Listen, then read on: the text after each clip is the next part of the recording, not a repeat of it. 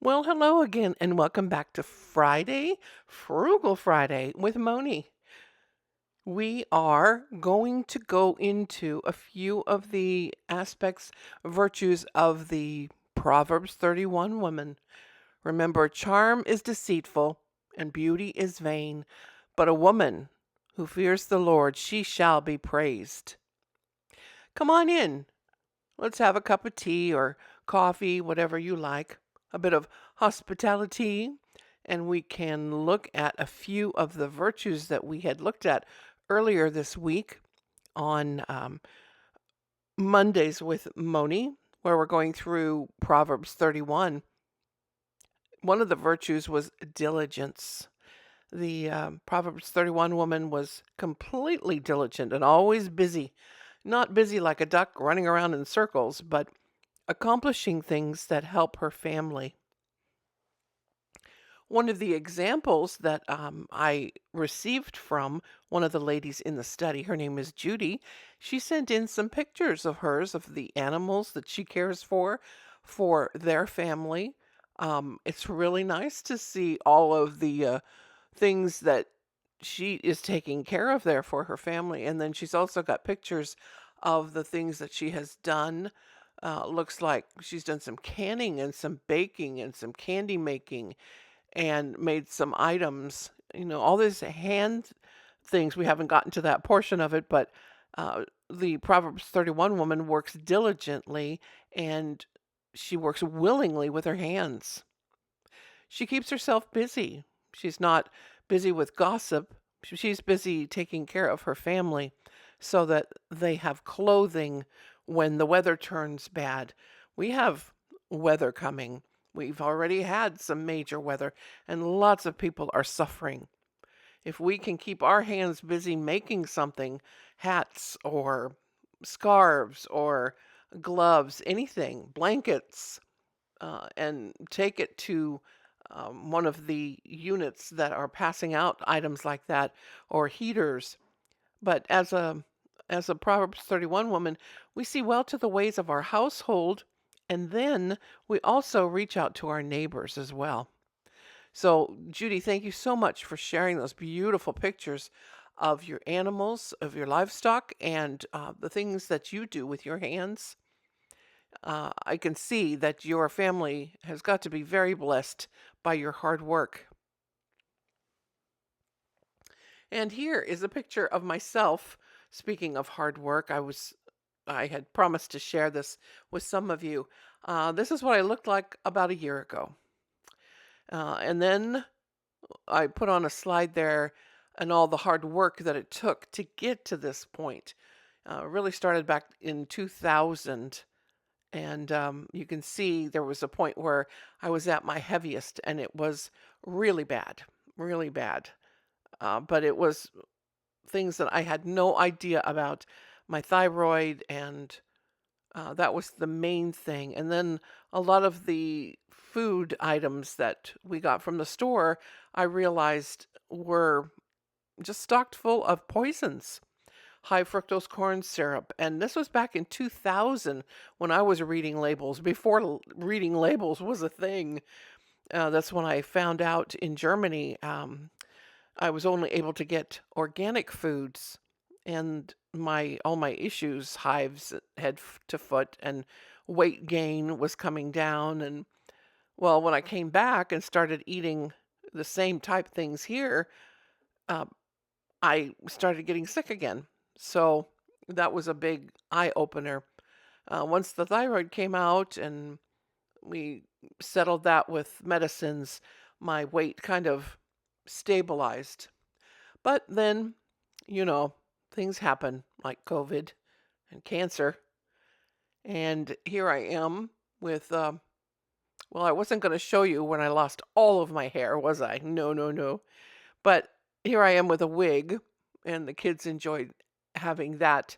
Um, Turned me into a bohemian woman there with their beads. But they took it very well. I was afraid that they would be afraid of Omi without hair. And then there's a picture of me now, still 100 pounds heavier. almost to the point where I was at my heaviest way back then in, I think, 2005. And again, it's the chemicals, the poisons that are in our food and all the chemo that they pumped me full of. But such is life. So I have to start working really hard again. And here we are. That's okay. I've since 2000 started canning my own foods and growing as much as I could so that I knew what was inside my food. And if we did go ever out to eat, within 20 minutes, I could feel the hives start on my cheeks. And I knew, uh-oh, there's something in that food that I shouldn't be eating. So pretty soon now we don't eat out at all, except for maybe twice a week. And that's because I cook everything from scratch and my husband insists on giving me a break. But we have found a couple of places that we really enjoy a Mexican food and a lamb burger, which is a strange thing. But if I can eat it and not have to cook for a little bit, then he's happy because I cook a lot, all of our meals. Cooking from scratch really helps the budget as well as health. We can uh, save a lot of money by buying in bulk. I think I mentioned that last time with Azure Standard, and then cooking everything on your own, um, especially when you have special dietary limits that you need to watch. If all the ingredients, I've sharing or keeping all of my recipes in a book I had. I think I've had this since I was a child, but I can see a lot of the different recipes, especially the breads that have gone from white flour that used to be okay to eat, but now isn't. So I try to stay away from the white flour, the white sugar, even the white salt. I try to stick with the real salt, but using different kinds of flours has really helped. Garbanzo bean flour. You can make just about everything out of a garbanzo bean. You can dry it and grind it and turn it into a flour and use it that way, or blend it in a blender. Most people make hummus with it that way and add spices and things, but you can make brownies, you can make pancakes, you can make all these things out of a chickpea. Some people call it a chickpea, some people call it a garbanzo bean. Anyway, it can be used, and it's much healthier on the blood sugar levels.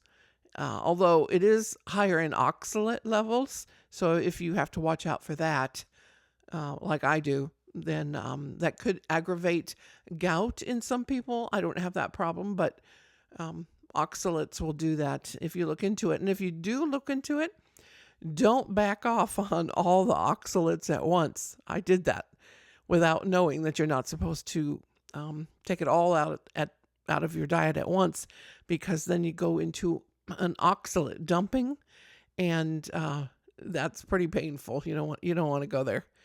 So anyway, saving your recipes, ones that are good for you, and you can pass them on down to your family members, because some of the issues that I have health wise can also be inherited.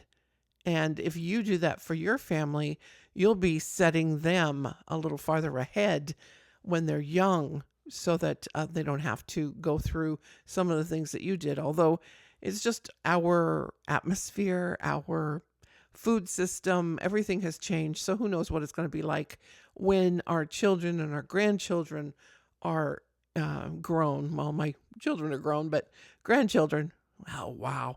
The oldest is already driving. She's got her driver's permit. I'm so excited for her. And sad that the time has gone so quickly. But anyway, as a frugal woman, as a Proverbs 31 woman, we have a lot that we can think of, especially being a virtuous woman. That woman of virtue, and one of those virtues that we talked about was diligence. Another was patience, and we'll touch on more on Monday. If you want to stop by Mondays with Moni on Moments with Moni YouTube channel, I look forward to seeing you there. And thanks again to Judy for the pictures this week, for sharing your life with us. And if you have any that you would like to share for next week's video, please send them to momentswithmoni, the number 1, at gmail.com. Momentswithmoni1 at gmail.com. Thanks so much for stopping by. Remember, charm is deceitful and beauty is vain, but a woman who fears the Lord, she shall be praised.